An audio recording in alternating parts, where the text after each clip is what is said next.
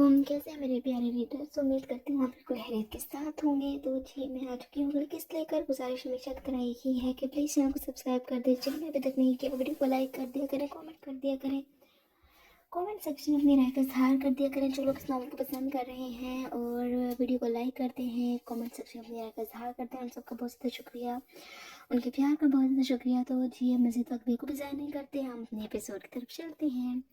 हर रंग धनक का तेरे नाम, जिस नंबर 57। बड़ी हवेली के लॉन में आज भी चौदहवीं के चांद के मानद गोल सफ़ेद मसनू बत्तियां जगह जगह ज़मीन पर पड़ी रोशनियां बिखेरती बिखरे चांद ही मालूम हो रही थी, जबकि आसमान पर मौजूद कुदरती चांद आज लापता था। शायद बादलों की ओर में कहीं छुप गया था। यही वजह थी कि ज़मीन पर पड़े चांद सिर्फ बड़ी हवेली के लॉन को ही अपनी आगोश में लिए हुए मंजर को वाज़ेह कर रही थी। हल्की हल्की हवा चलती मौसम को रात की सहर मज़ीद दिलनशीन और पुरसुकून बना रही थी, मगर ये ठंडी हवाएं भी इस बार लॉन की तरफ से ले जाती सीढ़ियों में से निचली दो सीढ़ियों को छोड़ एक पर विराजमान सांसाते को पुरसुकून करने में नाकाम रही थी। शहयार आज़ादा कैजुअल हुलिये में इस वक्त सिगरेट पर सिगरेट फूंकता शदीद इज़्तिराब का शिकार मालूम हो रहा था। नजर आसमान के खूब अंधेरे पर मरकूज की उंगली में दबे सुलगते सिगरेट से गहरे गहरे कश लेता हुआ जैसे खुद के सुलगते वजूद को तस्कीन पहुंचाने की नाकाम सही कर रहा था। माँ को रूम में सोता छोड़कर वो यहाँ बाहर आया बैठा खुद अजीब उलझन का शिकार था। हालांकि माँ ने इससे इसके रवैये के बारे में कोई शिकायत तो दूर की बात उसे जताया तक नहीं था, मगर शहरियार खुद अपनी ज़मीन के कटहरे में बुरी तरह खड़ा था। अगर वहाँ ये सब ना करती और उसी बेहबरी मगर इसके बच्चे को कुछ भी हो जाता तो इसकी जिम्मेदारी मुकम्मल तौर पर वो माँ पर डालता, खुद बड़े से माँ हो जाता, जिस तरह उसने कुछ दिन पहले माँ को शक के दायरे में लपेटा था। कि उसके मोहब्बत के दावे भी महज कहने की हद तक ही रह जाने वाले थे। एक ज़माने से क्या खुद माँ से भी लड़कर उसने अपनी मर्जी से ये शादी की थी। सारी जिंदगी उसके दुख सुख में साथ निभाने का वादा किया था। फिर क्या हुआ, उसके सारे वादे धरे के धरे रह गए थे। वो भी आम मर्दों की तरह ही निकला था। जब भी उसकी सबसे ज़्यादा ज़रूरत थी तब भी उसे जहनी अजियत में मुब्तला कर चुका था। सर्द सांस भरता वो जैसे अंदर के घुटन को कम करने की तक दो करने लगा था। तभी शहरियार को एक नरम गरम सा जाना पहचाना लम्स अपने वजूद पर महसूस हुआ था। चाह महा शहरियार के शाने पर अपना सर टिकाए हुए उसके साथ ही सीढ़ियों पर बैठी थी। कुछ लम्हे यूं ही दोनों अपनी अपनी सोचों में घूम बैठे थे। महा शहरियार के कंधे पर अपना सर टिकाए उसके मजबूत बाइसेप्स के गिर्द अपने नर्म और नाजुक हाथ लपेटे आंखें मूंदे हुए थी। फिर महा ने ही बात का आगाज करते इस खामोशी को तोड़ा था। कुछ हुआ है क्या? परेशान सी आवाज में शहरियार के कंधे से सर उठाती वो एक नजर खुद को तकते शहरियार को देखती गोया हुई थी, मगर साथ बैठे शहरियार ने कुछ जवाब नहीं दिया था, या शायद उसके पास कोई जवाब था ही नहीं। शहरी बताओ तो सही, क्या हुआ है? अगर कोई मसला है तो हो सकता है हम मिलकर इसका कोई हल निकाल लें। महापुर उम्मीद नजरें लिए शहरियार से मुखातब हुई थी कि यूं से खामोश और गुमसुम देख महा खुद शदीद तकलीफ में थी। कब देखा था उसे ऐसे? मगर दूसरी जानब से अनूर खामोशी पाकर महा कुछ लम्हे शहरियार का संजीदा स्पॉट चेहरा यूं ही देखती रही थी। फिर सर्द सांस भरती वो सीढ़ियों से उठती हवेली के अंदर जाने लगी, मगर उसकी नर्म नाजुक कलाई शहरियार के गिरफ्त में आते उसके कदम रोक गई थी। शहरियार भी उंगली में दवा से लगता सिगरेट सफेद पथरीले फर्श पर मसलता, बचा हुआ टुकड़ा वहीं पास पड़े कूड़ेदान की जिंदगी बनाता सीढ़ी से उठा था, तो स्टेप ऊपर लेता वो माँ का हाथ था मैं बिल्कुल इसके मुकाबले खड़ा था। I am sorry. माँ का हाथ अपने दोनों पुरहित हाथों में थामे वो शर्मिंदा सा पलकें झुकाए नजरें हाथों में थामे माँ के हाथ पर टिकाए माजूद था लहजे में गोया हुआ था। माँ माथे पर बल डाले उसके माजतनामे को समझने की कोशिश कर रही थी। Sorry for what? हैरत में डूबा ये सवाल शहरियार को माँ का मसनूई रोशनी में खूबसूरत चेहरा तकने पर मजबूर कर गया था। इस कदर गुस्सादगी भी आज के दौर में इंसान को कहीं का नहीं छोड़ती। मैंने तुम पर बिला वजह कर शक किया, मुझे तुम पर भरोसा करना चाहिए था। तुम नो टैबलेट्स खुद नहीं लेती रही हो, मुझे तुम्हारे घर पर यकीन होना चाहिए था। I am really sorry. माँ को देखता है शहरियार आहिस्ता आहिस्ता शर्मिंदा से लहजे में बोलता। माँ को बहुत अपना अपना लगा था। इस बात के लिए तुम्हें शर्मिंदा होने की बिल्कुल भी जरूरत नहीं है शहरी, तुमने जो किया अपनी औलाद की फिक्र में आकर किया था। वैसे भी जो होना था वो हो गया है। हाँ, तुम्हारे शक ने मुझे गहरी तकलीफ से दो चार किया था, ये सोचने पर मजबूर किया कि हर बार वजाहतें सिर्फ बीवियों से क्यों मांगी जाती हैं। ये बेयकीन और शक करती नजरें सिर्फ हम औरतों के हिस्से में ही क्यों आती हैं। माँ धीमी सी मुस्कुराहट के शहरियार के गाल पर अपना हाथ टिकाए उसकी आंखों में आंखें डाले गोया हुई थी। मैं मानता हूँ ये बात छोटी बात तो बिल्कुल भी नहीं है। हाँ, ये तुम्हारा बड़ा ज़र्फ है, तुम इस बात को इतनी ईज़ी ले रही हो। गलती गलती होती है, चाहे मर्द करे या औरत। आई एम सॉरी, लेकिन मैं एक बात तुमसे ज़रूर कहूँगा, तुम बीवी को इतनी जल्दी भी अपने शोहरों को माफ़ नहीं कर देना चाहिए।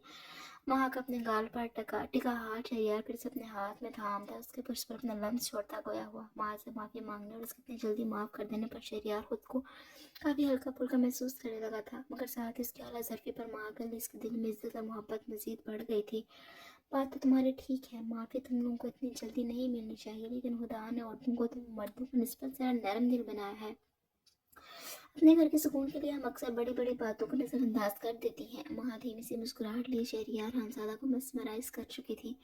एक ही दिन है यार, कितनी दफ़ा लुटोगी। शहरियार माँ की छोटी सी तिखी नाक खींचता शरारती अंदाज में गया हुआ था।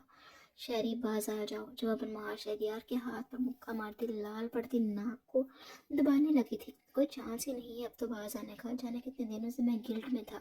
फिर तुम्हारी ये मीठी मीठी बातें मुझे मज़ीद तुमसे मोहब्बत करने पर मजबूर कर रही हैं। और वैसे भी मेरे ज़मीन के लॉन तान के चक्करों में खैर से तुम्हें भी काफ़ी टेस्ट मिल गया है। शहरियार दांत निकालता इस तरह से झुकता माँ को अपने बाजू में उठा गया था। शहरी, बहुत पिटोगे मुझसे, नीचे उतारो मुझे, मेरा ऐसा वैसा कोई इरादा नहीं है। माँ इस हफ्ता पर भी मुश्किल अपनी चीख रुकती दबी दबी आवाज़ में चीखी थी। अरे छोड़िए जी, अगर आपका इरादा नहीं है बेगम साहिबा तो ये नाचीज़ किस मर्ज की दुआ है। हाल का डोर पाँव से खोलता वो भाई आँख पिंक करते शरारती अंदाज में बोलता। माँ को शर्माने पर मजबूर कर गया था।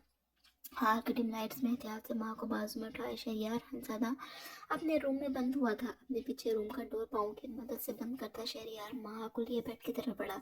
माँ को एहतियात से बेड पर लटाकर शहरियार रूम का डोर लॉक करता बटन डाउन शर्ट के बटन्स खोलने लगा था। दूसरी तरफ माँ का दिमाग में नए ताने बाने बुनने लगी थी। बाने बुनने लगी थी।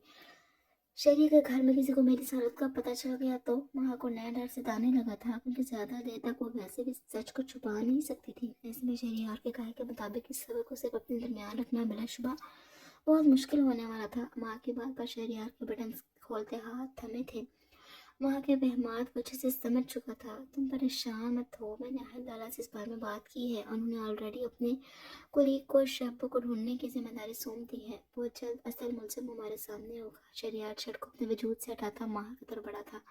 इसे अपने मजबूत हिसार में लेते हुए उसकी फिक्र को दूर करते उसे मुतमईन करने लगा। दूसरी जानब शहरियार के बात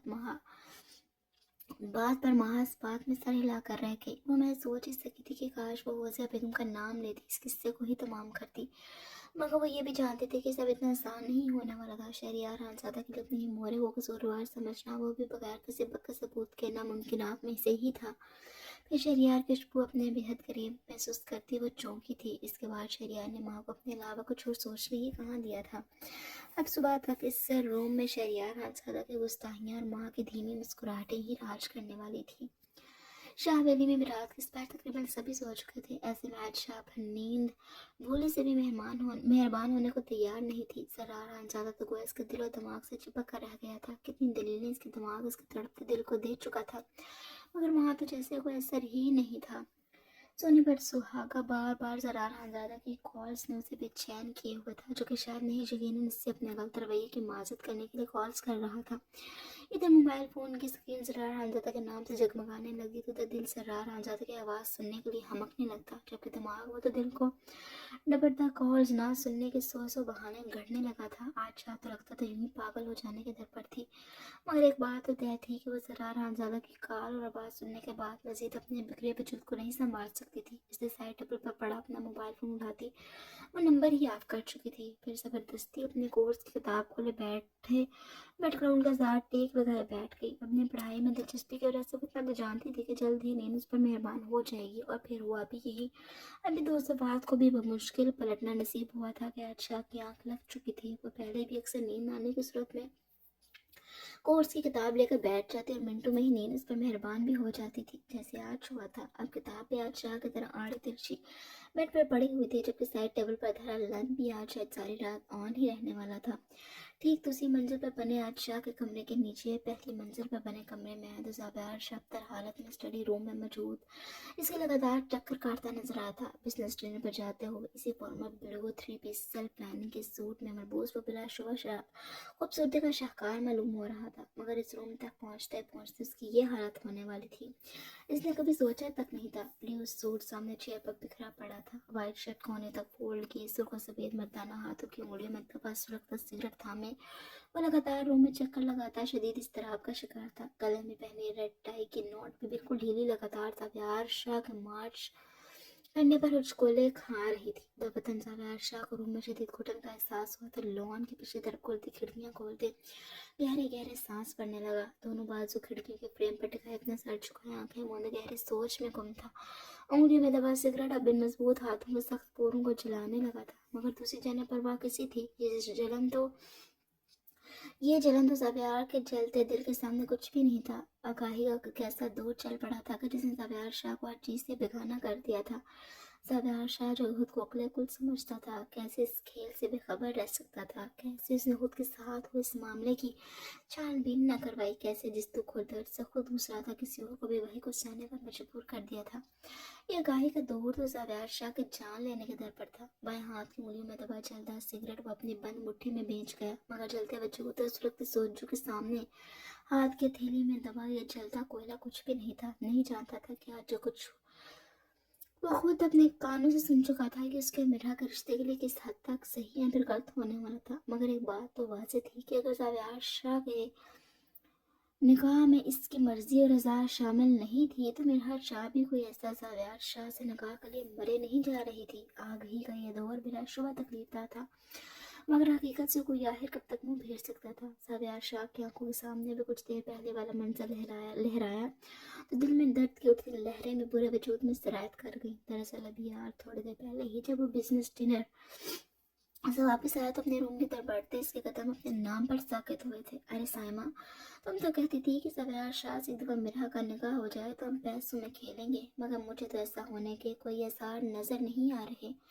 भाई हमारी तो किस्मत ही फूटी है। सोचा था तुम्हारी शादी इतने बड़े खानदान में हो जाएगी तो इसी बहाने कुछ हमारे भी अच्छे दिन शुरू हो जाएंगे, मगर तू भी आज तक अपने मियाँ से एक फूटी घोड़ी ना ऐंठ सकी, और अब इतना अमीर कबीर दामाद भी हमारा तो कुछ काम ना आया। आफरीन बेगम अपने पर भी माल वजूद के साथ इस वक्त साइमा बेगम के रूम में बेड पर बैठी साइमा बेगम को ही कोसने लगी थी। लगातार साइमा बेगम को कोसती वो मेरा का रिश्ता और जायदाद अपने हाथ से जाने पर कलस्ती गोया हुई थी। इसी जायदाद के चक्कर और लालच में ही तो वो अब भी ज़ाबियार शाह के मेरा को तलाक दे देने पर अपनी बहू बनाने पर रजामंद हुई थी।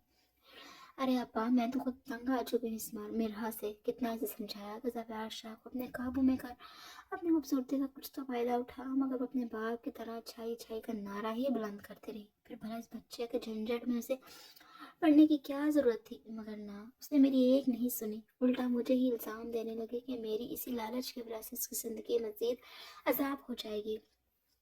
हाथ ने जाकर बोल दी। सैमा बेगम के मुंह से निकले ये अल्फाज ज़ाबियार को साकित कर गए थे। कोई माँ इतनी खुदगर्ज से इतनी लालची कैसे हो सकती थी, मगर खाला आपको ज़रूरत ही क्या थी वो सब करने की, जब आपको पता है इस खानदान के मर्द अच्छे और सच्चे ज़रूर हैं मगर बेवकूफ़ नहीं। तो मेरा कोई ज़ाबियार के हवाले करने की मंतक मेरी समझ से तो आज तक बाहर ही है। क्या हाल हो गया है उसका, मुझे तो उसकी यह हालत देख शदीद तकलीफ़ हुई है। ना पहले वाले चेहरे पर रौनक, ना लहजे में खनक। इस ज़ाबियार ने तो मेरा को कुछ महीनों में ही कमला कर रख दिया है। आगे न जाने इसका क्या हाल करेगा। ये ज़ीशान था जिसे वाकई ही मेरा का मुरझाया थका थका सा वजूद शदीद तकलीफ से दो चार कर गया था। वो बोलती तो पहले भी इतना नहीं थी, मगर उसके लहजे में महसूस की जाने वाली वाज़ेह खनक थी। मगर दरवाजे के पार खड़ा ज़ाबियार शाह इस ज़ीशान के मिरहा को लेकर इस कदर तफसीली तजिए पर हाथ की मुट्ठी बेंच कर रह गया। अपनी बीवी का जिक्र किसी और के मुंह से इस अंदाज में सुनने पर बज़ब्ती की इंतहा पर था, मगर नहीं जानता था कि आज तो ऐसे ऐसे राज खुलने वाले थे कि ज़ाबियार शाह को ज़मीन के अंदर धंसता महसूस करने वाला था। हाय हाय, माती जो मारी गई थी मेरी। सोचा था कि अगर एक दफ़ा मेरा ज़ाबियार को उसके मुश्किल वक्त में संभालने में कामयाब हो गई तो उसके दिल में जगह बनाना कहाँ मुश्किल होगा, मगर ना जी ना, और ज़ाबियार शाह तो अपने परों पर पानी न पड़ने दे। सैमा बेगम का प्लान अब आहिस्ता आहिस्ता मंजर आम पर आने लगा था। मगर खाला, मुझे एक बात समझ में नहीं आई कि मुझे तो मिरहा ने बताया था कि ज़ाबियार अपनी किसी महानामी कज़न को पसंद करता था। फिर ये मिरहा और ज़ाबियार का निकाह और फिर इतनी जल्दी रुखसती, ये सब कैसे मुमकिन हो पाया था। इस बार अपने हाथों पर क्यूटिक्स लगाती मानो जलकटे अंदाज में गोया हुई थी। एक अर्सा इसने ज़ाबियार शाह को अपने दिल में बसाए गुजारा था, मगर फिर जब मिरहा से इसके किसी अपनी कज़न को लेकर पसंदगी का इल्म हुआ तो वो पीछे हट गई। मगर अचानक मिरहा से इस निकाह के हवर पर वो दिल बर्दाश्त होकर रह गई। हाँ हाँ, ऐसा ही था। मगर इस लड़की के बाप ने साफ साफ शादी से इनकार कर दिया। तब ये ज़ाबियार बिल्कुल लुटी फुटी हालत में घर आया करता था। ऐसी ही एक रात मैंने मीरा को ज़ाबियार शाह के लिए दूध का गिलास लेकर तसल्ली देने के लिए उसके रूम में भेजा। चरगोज़े का छिलका उतारकर मुंह में डालती वो गोया फिर से इस वाक़े का लुत्फ लेने लगी थी, जहाँ सबकी चाहिए थी सारिया बेगम की औलाद ने इन्हें कहीं का नहीं छोड़ा था। दाजान की गज़बनाकी और ज़मीन शाह का गुस्सा सबका सब ज़ाबियार शाह के बाद सारिया बेगम को झेलना पड़ा था। शादी के कितने सालों के बाद सैमा बेगम को यूं सारिया बेगम को शर्मिंदा देख हकीकी खुशी नसीब हुई थी, जहाँ एक तीर से दो निशाने लगने वाले थे। हाँ, क्या वक्त था वो। खाला खाला कहाँ गुम हो गई हैं? फिर आगे क्या हुआ? मानूर की आवाज़ पर साइमा बेगम होश में आई थी। अरे फिर होना क्या, उस दूध में मौजूद नशे की गोलियों ने अपना काम कर दिखाया। और फिर ज़ाबियार शाह मीरा को महज तमस्तस पे अपने जज्बात का इजहार करने लगा, जिस पर जाहिर है मीरा खुद भी परेशान थी। मगर फिर अपने प्लान के मुताबिक तुम्हारी खाला ठीक ऐन वक्त पर रूम में एंट्री मारी थी। मेरे शोर शब्बे पर रात के पिछले पहर से भी लोग अपने अपने कमरों से निकलते ज़ाबियार के रूम में पहुंचे, जहाँ बहन ही रोती हुई मीरा को नशे में डोलते ज़ाबियार से बचाने की कोशिशों में लग गई थी। अपनी बात कहती वो कुछ पल को रुकी थी। दरवाजे के पार खड़े ज़ाबियार शाह ने अपनी आंखें जोर से नीची थी। दिल था कि एक दफा फिर से खुद पर बेतबारी और शकी निगाहें महसूस करता फटने के करीब हुआ था, जबकि अंदर रूम में मौजूद बाकी तीनों नफूस पे दम दम साधे सैमा बेगम के आगे बोलने की मुंतजिर थी। अपने टांगों के पंडलियों का दबाती आफरीन बेगम कुछ कहानी से वाकिफ तो थी ही, मगर मुकम्मल कहानी उन्हें भी अब सुनने को मिल रही थी। सोफे पर बैठा मोबाइल इस्तेमाल करते शान ने सारी कहानी में सिर्फ मिरहा की वहाँ मौजूदगी से सदमे था, जिसका दिल आज भी मिरहा को पाने के लिए बजिद था। जबकि नेल्स पर रेड क्यूटिक्स लगाती महानूर आज भी मिरहा की जगह अपनी मौजूदगी की ख्वाहिशमंद थी।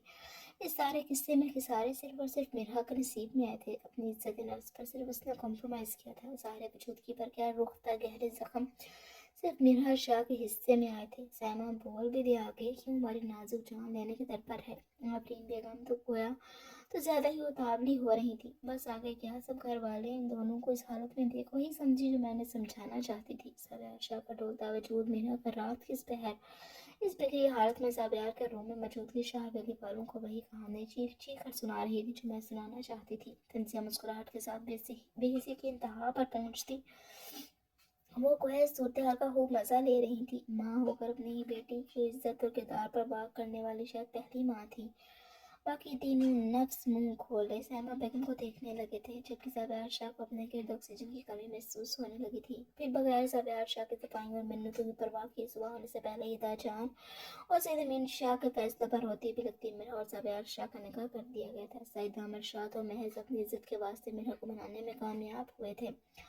कुछ लम्हों के बाद सैमा बेगम ने इस कहानी का दी कर ही दिया था। तो क्या मिराल तेरे इस प्लान से बाखबर थी? आफरीन बेगम अपना फैला हुआ फर भी मायल वजूद समेत तब मुश्किल भटकर उनके साथ टेक लगाए सबकी सोचों को अल्फाज पहना चुकी थी।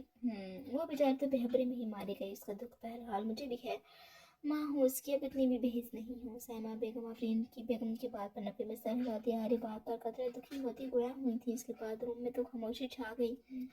मगर ज़ाबियार शाह को अपने गिर्द धमाके होते महसूस होने लगे थे। सारे अल्फाज घटमट होते आंखों कानों में फिर से गूंजते उसे पागल कर देने के दर पर थे। वो जिस तरह उसको घसीटता सैमा बेगम के रूम के साथ में स्टडी रूम तक लाया था, क्या वही जानता था या फिर उसका खुदा। इसके बाद साथ वाले रूम में क्या राजो न्याज होने लगे थे वो नहीं जानता था। इस वाक़े को गुजरे कितना वक्त हो चुका था वो नहीं जानता था। हाँ, मगर इतना जानता था कि सच ने उसकी दुनिया हिला कर रखती थी। उस रात का मंजर पूरी आबोताब से आंखों के सामने ले आया। फिर इसके बाद का हर लम्हा जब उसने मिरहा के रूह पर अपने सख्त अल्फाजों से छलनी किया था। फिर माँ के निकाह के शाम मिरहा के रूम में जाने से लेकर उसकी मिन्नतें याद करते ज़ाबियार शाह खुद से शर्म आने लगी थी।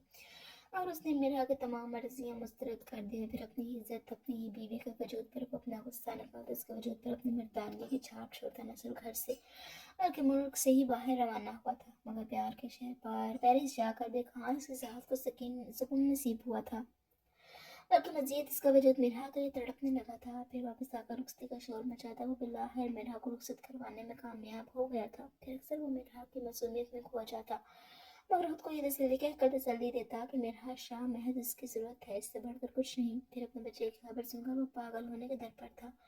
مرحا کے کردار کی دعا پھر سے تجزیہ اڑاتا. وہ اس بچے کو ہی ختم کرنے پر در پر تھا, جس کے بارے میں ابھی زور سا خود کو گرا ہوا محسوس کرنے لگتا, مگر نہیں جانتا تھا کہ جلد اس پر سچ کچھ یوں آشکار ہونے والا تھا کہ باقی کی شاید ساری زندگی ہی خود کو شرمندگی کی گہرائیوں میں خود کو گرا ہوا ہی پانے والا تھا. اسی طرح کی سوچوں سے پاگل کر دینے کے در پر تھی. میرا کا سامنا وہ کس منہ سے کرنے والا تھا, کیا کیا ظلم میرا کے معصوم چہرہ دیکھ کر یاد نہیں آنے والا تھا. یہ پچھتاوا تو شاید ساری عمر کے لیے تھا, مگر اب اسے مزید اپنی زندگی پچھتاووں کے زد میں نہیں لانی تھی, اور اس کے لیے اسے سب سے پہلے میرا کا سامنا کرتے اس سے معافی مانگنی تھی. اس پر پتہ نہیں وہ اسے معاف کرتی یا نہیں, مگر سرویار شاہ اب اپنے اس رشتے کو نئے سرے سے پورے خلوص سے نبھانا تھا, مگر اس کے لیے میرا کا اسے معاف کرنا پہلا مرحلہ تھا.